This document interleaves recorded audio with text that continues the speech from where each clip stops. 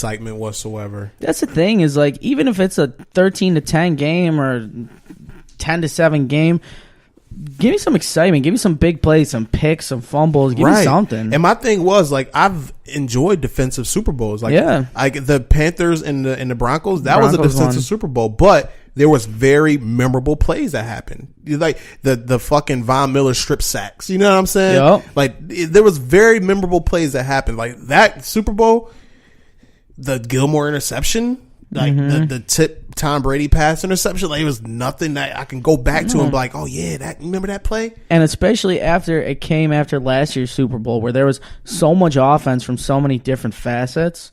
I guess the biggest takeaway from this Super Bowl, the last Super Bowl, Brandon Cooks made it through the fucking game. Brandon Cooks, back-to-back Super Bowl appearances, and he got a ring with the Patriots. No, he didn't get a ring. Excuse me. No, I'm tripping. Damn! Shout out to Brandon Cooks. Brandon Cooks got cucked, man. Yeah, he did. That sucks. He can't get a ring. You always hear about how players say, you don't even know how hard it is to get back to this point. This dude did it back-to-back years and just got a fluke loss against the Eagles. Well, not a fluke, but it was I think everybody thought the Patriots were going to win. Yeah, that was crazy. And then this year. Thank you, Nick Foles. Thank you. Yeah, Nick Foles doesn't get enough love because he almost did it again this year. He was showing up and he's like, an Alshon Jeffrey. I'm fucking here from down there getting back. I'm fucking here, man. Big Dick Nick was swinging it in that locker room. All right, so wrap it up with football, and now we're gonna dive in to a little bit of NHL, a little bit of hockey, man. A little bit of hockey. Yeah, we don't talk hockey too much in this podcast because I'm completely ignorant to it. That's okay. But anytime I know that when we was working at Tuxedo Junction, I'll definitely get my my hockey fix from you. Yeah. So glad to have you here, and I'm set. Ed wasn't able to make it because he was able to go a little bit back and forth with you, at least about the Sabres, because he's been diving into it. But what's been going on around the NHL, man? Fill me in. Like, I got the standings printed out here. I can see some numbers, but what should the people be knowing at home? The people should be knowing that the NHL is changing. It is so much faster and more skilled than it has ever been. I mean, we are a couple years removed from a guy on the Dallas Stars, captain named Jamie Benn. I believe he won the Hart Trophy, which is the MVP, and I think he had 87 points that year in 82 games. That's a good season. Point per game is the benchmark for elite players now. Okay. But you got Nikita Kucherov on the Tampa Bay Lightning, who in game 60 against the Buffalo Sabres just got his 100th point. This season? This season. Damn. He has 30 goals and 70 assists. He is a fucking machine. The Tampa Bay Lightning are, in what we call the hockey community, a fucking wagon. You cannot stop them. Are they the Golden State Warriors of hockey? No, because, like in terms of dominance, I would say so.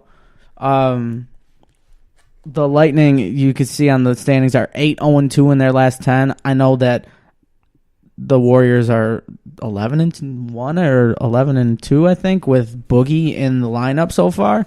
So they don't have the same sort of, these guys cheated. They were kind of like Golden State on their 72-win year. They drafted all of these guys. I got you. Steven Stamkos was the first overall pick, and he's not even the best player on the team. Kucherov, the dude that I mentioned, he was either a second or I believe he was a second-round pick, and then Braden Point, who is their other player who has like 80 points already too, he was a third-round pick. So they're just, although they do have Stamkos, who's first overall, they have a defenseman who is second overall, Victor Hedman. So they have the high picks, but they're the perfect example of we're developing from the middle rounds too. I got you. We got these guys that are contributing at levels that are incredible for the round that they were drafted in. So they're a very exciting team to watch. I'm not in the business of taking moral victories, but the Sabres did just go into a shootout with them last night, and they lost in the shootout. But that's a very good team to lose to take them into overtime. They only held them to one goal. So it was a good game. So big picture, the NHL is getting faster. It's getting more fun. They got the Seattle team coming in a couple of years, so they're trying to expand the game a little bit. That's what's up. But you're kind of starting to see the effects of the expansion teams. Hockey, for like the longest time, because it's such an expensive sport to play, it's a sport that sometimes only people with privilege can play. Right. People that two incomes in the house. Someone's doing well for themselves. Unfortunately, it is expensive, and like I've experienced that firsthand. It's like it fucking sucks. Yeah. It's $300 for a stick that I snapped the other night playing pond hockey. Ooh.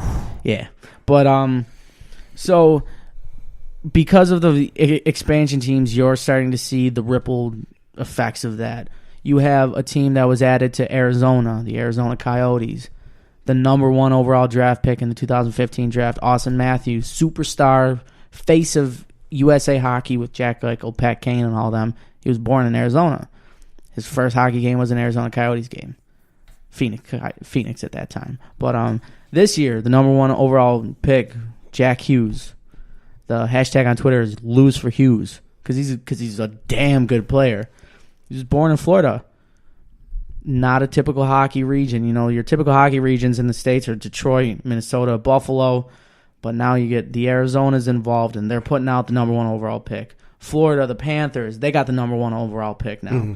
So you see those effects coming up, and hockey's just trying to grow. Now, I remember when we was working and we used to talk, you used to tell me about it. You were saying that you knew like a hockey player was really good when they went to like Canada, right? Yeah. When they play for, is it the junior leagues in Canada? Yeah, they have the CHL in Canada. It's comprised of 3 leagues. It's the QMJHL for the Quebec. WHL, I think, is Western, and then the OHL is just the Ontario Hockey League. Okay. And so those teams compete in their separate leagues, and then at the end of the year, there's this thing called the Memorial Cup, where the best team from each league plays in a round robin with a 4th team who's just the host. It doesn't matter if they're a good team, a bad team, but that from the States at least, you're kind of starting to see more players go the college route. You got your Jack Eichels. But at the same time, you have your Pat Kanes, born in Buffalo, decided to play in the OHL, goes up to Canada. The amount of players that are coming into the NHL that are from the U.S., the gap between Canada and the U.S. is closing. Really? Yeah, so that's kind of cool for the game. It's cool for the United States. Do they ever have any, like, like how in basketball they got, like, USA versus the world? Yeah. Is there anything like that between, like, U.S. and Canada? Most of the time it's just the Olympics, and the NHL players weren't allowed to participate in the last Olympics. Right. The Olympic Committee wasn't cutting the NHL their fair share of revenue. So what the NHL tried to do was they made the World Cup of Hockey. Okay, yeah, I have seen that. And the coolest part about the World Cup of Hockey for me was it was called Team North America. You have Team USA and you have Team Canada, but Team North America was the players from either country that are under the age of, I think, like 23. So it's just a bunch of young, fast, talented kids who were going out there and they were putting on a fucking show. That's what's up. It was fun to watch. They didn't win. I don't even know if they medaled. I think they lost, but I think they went 2-1 and they didn't get into the finals. But it was fun to watch for sure. Current state of the NHL, it's just a fucking free for all. It is a literal free for all. You have the Sabres, who are the first team in NHL history to finish 31st overall because Vegas got put in last year. and so the Sabres get the first overall pick, come into this year, and during November, their record was 17-6-2, I think, at one point. Yeah, we was talking about it. We could talk about it with my man Dave. Yeah. First in the NHL, your quick take on that is that was a fluke. 9 of those games were 1-goal games. So the Sabres are not who we thought they were. Not who we thought they were. No, I think most fans who were following the Sabres knew that 10-game win streak, it was awesome, but it wasn't who they were because they are a young team. They really didn't have a lot of depth. They were working with, I want to say, 5 or 6 new forwards in the lineup compared to the lineup last year. Mm-hmm. On top of new defensemen that are back there too. You get your rookies, you get your Rasmus Dahlin back there. So I think it was great that they enjoyed the success that they did. I think it was good for the team to go through. I think it's even better for the team to go through now that they realize, hey, the season's not over in November. You got to continue to compete. And so you're sort of seeing that now. I mean, night in and night out, players are frustrated after the games. We're not here for moral victories. We want to make the playoffs. You have your players that are clapping back at the media that are like, if you don't believe in us, then you can leave the locker room. You can get out of here because Jake McCabe said it the other night. He's like, we don't really give a shit what you people say. He's like, we in this room think that we're fully capable of going on another 10-game run. So I think it's good to see the confidence. Interesting for the NHL, the trade deadline's on Monday. Huge move that went down today. Ottawa traded their number one center, Matt Duchene. Said he wasn't going to re-sign with them. They traded him to Columbus. They got a couple prospects who really aren't that great. They got a guaranteed first-round pick, and they got another first-round pick that's conditional if he resigns there, which is a fucking haul for a rental player because he's going to hit free agency in July. Right. But the trade deadline setting up, there's never been this much talent available at a trade deadline, high-level talent. Duchene, who just went, obviously top pick. You have Artemi Panarin, the bread man, over in Columbus, who Matt Duchene got traded to. It's believed to be that he wants to play in a big city, New York, LA, Florida, something like that. So they don't think he's going to re-sign in Columbus. So the interesting move that might come is, are they going to keep him and just cut their losses at the end of the year and try to make a deep run? Or are they going to trade him so that way they can at least get some sort of return for him? Columbus's goalie, one of the best goalies in the league, he's also a free agent at the end of the year. So they're going to trade him maybe too. Ottawa's a fucking dumpster fire, so they're trading everyone. So there's a lot of players available. It's just a matter of what teams want to make it happen. As far as your Sabres trade deadline, I think it's going to be pretty quiet. Unfortunately, over the past 10 games, we're 3-5-2. We've played some good teams. We've lost some close games, but at the end of the day, you got to get it done. And you lost 4 in a row, right? Yeah. Sabres, yeah. And so for me, if that 3-5-2 is 5-3-2 instead, or 5-2-3, we might be talking a different story at the trade deadline, because right now what we're looking at is the last wild card spot is held by the Carolina Hurricanes, who have 70 points. The Sabres are sticking pretty at 64. Now we got a game on hand at them, so let's assume we win that game. We're out 4 points. Still 22, 24 games left.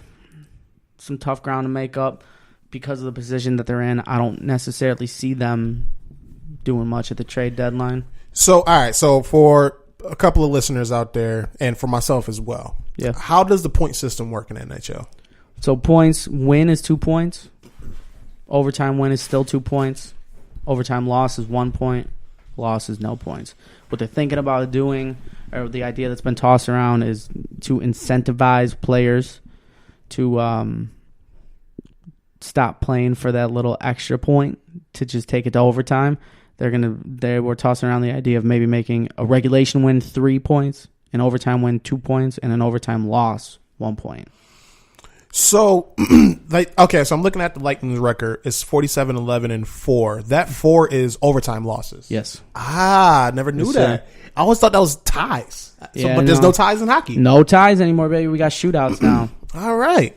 What the NHL's done with the overtime in the past has been pretty cool. Within the past couple of years, they migrated it from 5-on-5 overtime to a 3-on-3, and so more space, more speed, more skill out there. Overtime is sudden death, right? Overtime, sudden death. Essentially, it's just a game of rushes because you get one guy. The Sabres lost in overtime in this 10-game segment that we're looking at. Eichel was out there, and they were on a 3-on-2. One of the guys got caught back in our defensive zone. Eichel fires a puck. It goes off the boards right back out. So then they're on a 2-on-1. Or no, I think he ended up going on a breakaway and scoring and just ending the game like that. So you see a play like that where Eichel just misses the net, and it goes back the other way on a breakaway. It's very fast-paced. It's really fun to watch, actually. Yeah. Gotcha. All right. Yeah, no, we got a lot going on though. All right. So let me ask you a couple more questions. Yeah. All right. So the question that I'm pretty sure that